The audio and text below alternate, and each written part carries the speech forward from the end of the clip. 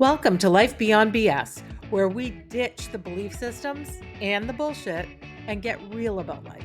Here it's about awareness, choice, and creating joy that actually lasts. No perfection, just honest talk and powerful change. I'm your host, Heather McNally, and let's get into it. Hey, friends, and welcome back to Life Beyond BS. I'm Heather McNally, your host. On this podcast, I go beyond the belief systems that no longer serve us and really keep us stuck in an identity that we don't want. And I also go beyond the bullshit that we tell ourselves daily and that society puts on us. Things like, you're a mom, this is how you're supposed to behave. You're a woman, this is how you're supposed to behave. Anything like that. Let me start today with something that I really want you to hear. If you feel like you keep getting the same results in your life, the same relationship dynamics, the same emotional patterns, the same frustrations, and the same why am I here again? Those moments, it's not because you're lazy. It's not because you lack discipline. And it's not because you're broken. In fact, you may be doing exactly what your brain was designed to do. Today, we're talking about why you keep repeating the same patterns and why trying harder, pushing more, or shaming yourself has never actually worked. This episode might feel confronting.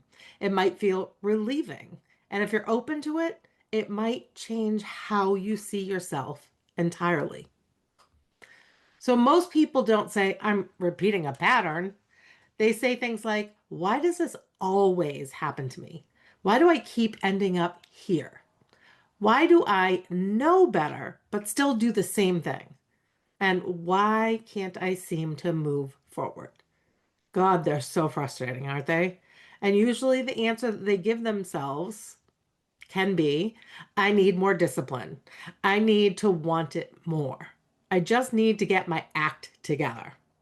And especially, I need more willpower. Here's your first kind of aha moment about that.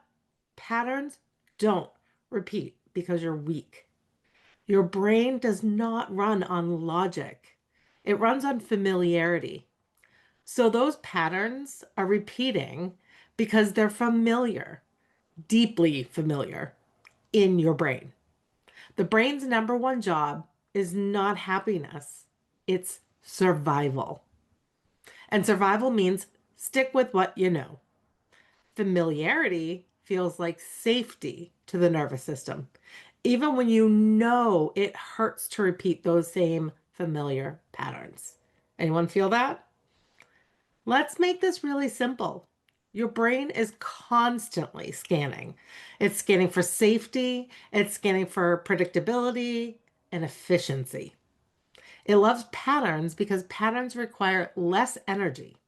Your brain is designed to be efficient, to conserve energy and keep you safe in case of a big situation that might come up, a conflict or an emergency. So it wants to repeat that safe zone and keep you in lower energy so that you can save it for when you need it. So when you repeat something, a behavior, a relationship dynamic, a way of responding, your brain literally strengthens that pathway, that neural pathway. Have you ever walked out in the woods on a nicely worn pathway? I have one behind my house, or I should say I had one when I was a kid. This house that I live in was my grandparents. So as a kid, I lived out there. I was out in the woods all the time. That pathway has been created by a lot of people walking that same path over and over. Repetition. Think of it like this. The brain is a trail system. The more you walk a path, the easier it is to take it again because it's more prominent. It's there. You see it. That's why change feels so hard. Not because you're incapable, but because you're trying to walk a new trail. So think of creating a new pathway in the woods. What do you need? Time and repetition to create that pathway and make it more and more clear and obvious. Willpower comes from the prefrontal cortex. That's the part of your brain responsible for reasoning, planning, and decision making. Willpower works for short term behavior when you're consciously choosing to do that behavior at that moment. You can force yourself to say no, to set a boundary, to start something new. It doesn't override your internal identity, which is what is true in your belief systems. They're residing in your non conscious brain. So if that choice you're making conflicts with that identity that you're living from, your system will eventually pull back to those old patterns, those patterns that you formed long before you knew you had a choice when you're really young. But when something feels emotionally loaded or threatening, the brain hands control to the older, faster systems, your emotional brain, your survival brain. Those systems don't care what you decided, they care what feels safe. So when you try to change something that threatens your sense of identity or belonging, your brain says, nope, let's go back to what we know. Not because you failed, not because you are intentionally sabotaging yourself, but because your brain prioritizes consistency. Your brain developed patterns in your neural pathways, and it does that and chooses that over happiness because your nervous system stepped in. Your brain is not asking, does this make me fulfilled? Your brain is asking, is this familiar? Is this safe? Do I know how to survive here? Here's where identity comes in. The deeper truth that most people never learn is you don't repeat these patterns because of what you want. You repeat the patterns because of who you believe you are. And that belief, that identity, it formed long ago before you even had the language for it. Your identity is essentially the collection of neural patterns that your brain is associating with who you are, how you stay safe, how you belong. And those patterns were formed, again, long before you had that choice. You didn't consciously decide, I'm going to be the one who overfunctions. You learned it. That identity formed through what you were praised for, what you were needed for, what kept the peace, and even what earned love or avoided conflict. And your brain wired itself accordingly. So you became the strong one, the responsible one, the one who doesn't ask for too much, the one who adapts to every situation, the one who keeps going, the people pleaser. I've been the people pleaser. Have you? And now, even when you consciously want change, your identity says, this is who we are. This is how we survive. So when you try to change the behavior without addressing the identity underneath it that sits in your belief systems of who you are, the system pushes back. So I used to say, I can't, like to everything.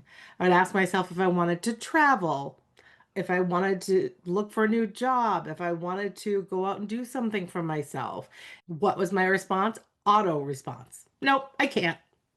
Friends would ask me to do things with them, fun things that actually, if I sat down and thought about it for even a second, I would have been like, yes, I'm in. But my auto reply just said, no, I can't. The funny thing is, I didn't think about it. I wasn't asking myself what was being asked of me, what I wanted. I wasn't considering, do I want to? It was truly something that just came out of my mouth. And I recognized it one day. Like I truly heard myself say, no, I can't. And it was like awareness slapped me in the face like a brick. I heard it come out of my mouth and somehow saw that this was an auto reply. Awareness. I wasn't thinking at all. And then I had to truly ask myself, like, what the hell am I saying here? And why? Who just said I can't? I'm an adult living on my own, making my own money. So why? And that was when I realized that I was only stopping myself. I had this identity of being the girl who can't. What I didn't realize at the time was that my brain was trying to protect me, not punish me. I was trying to change my behavior without understanding the identity beneath it. And so here it is, the truth that changes everything. You are not repeating patterns because you're failing. You're repeating them because your brain learned that this equals safety. Let that sink in. That version of you, the one that you criticize, the one that you wish you'd outgrown by now, it may have been brilliant for you then, at the time, but what kept you safe then might be exactly what's keeping you stuck now. That belief may be outdated, but your nervous system doesn't know that yet. And until it learns something new, until you consciously update your identity, your system will keep choosing the familiar. It will keep pulling you back, even when it costs you joy, peace, or growth, or all of them. This is where a lot of self aware people get frustrated, honestly. They say, I know why I do this. I understand my patterns. I've done the work. It's kind of like that intellectual knowing, and yet the pattern continues. Awareness lives in the thinking brain, but patterns live in the body and nervous system. That's why you can say, I know this isn't good for me, and still feel compelled to do it. You can't see the loop of awareness and the pattern and the continuation, but your internal identity determines whether the pattern changes. Your body remembers what your mind wants to forget. Change happens when your nervous system learns, I can be safe and choose differently. And as you choose and act, your new patterns begin to shape new neural pathways in your brain. Again, think of the woods and the pathways you created there. So, I have a story for you, real quick, about me getting my green belt in Krav Maga. I used to practice Krav Maga. And so, essentially, I started out like, oh, I'd really like to learn a little bit about this self-defense. And I really grew to love it and love the people that I was doing it with. But in the beginning, I was like, oh, I'm not going to test. I'm not looking for that. I just want knowledge, understanding. And eventually, I started to really enjoy what I was doing and see other people testing and testing up the next cycle. And I was like, you know what? Let's go for it. Let's try it. And so I did my first test, and oh, it was hard, but it was incredibly exciting. And I got my first belt, and I saw people going up and getting their next belt. And it felt like a little family, but it was, oh, this is amazing. I love this. Eventually, I became somebody that I was like, I practice Krav Maga. And I started to change my identity because I grew into that. And what happened was I went away the night before my green belt test, and we were going with a group of friends to an event out of state, and we decided to spend the night overnight. And I kept saying to my kind of roommate that came down there with me, I'm getting up early in the morning to get back from my green belt test. So this is the plan. And she had agreed to all this before we went down there. Well, let's just say the night was going on and everyone's having fun, and certain people started drinking a lot more. And the old me that didn't identify as this person who was going to be a green belt in Krav Maga that I didn't even ever want to test had become this person who, this is part of who I am now. I am doing this. I am loving this. So the people that were drinking all started, oh, come on, just stay, have fun. Who cares about the test tomorrow? You can always do it another time if you even want to. And it was almost like, oh, how could you say that to me? Because I'd worked so hard to get to this place physically and emotionally and mentally that I thought I could possibly pass this belt test. It just became part of who I was. And I went to bed early and I got up in the morning, and some people did not accompany me home and some did. And I didn't regret that. I didn't feel like, oh, I wish I had been able to stay and have fun. I was excited to go for my belt. And guess what? I did it and I passed. And the thing is, that choice wasn't about discipline. That was identity shift. I wasn't forcing myself to be someone new. I was acting from who I had already become. So patterns don't change through pressure, through force. They change through identity realignment, which means asking different questions. Who am I being when I make this choice? What feels unsafe about choosing differently? What part of me is trying to protect me right now?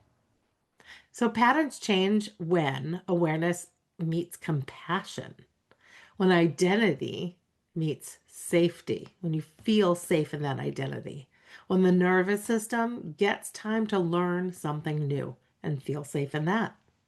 And that's why real change feels so slow at first. You're teaching your brain a new language. So when questioning yourself with something like, what's wrong with me? Which I've done so many times in my life. Try something new, like, what is this pattern protecting?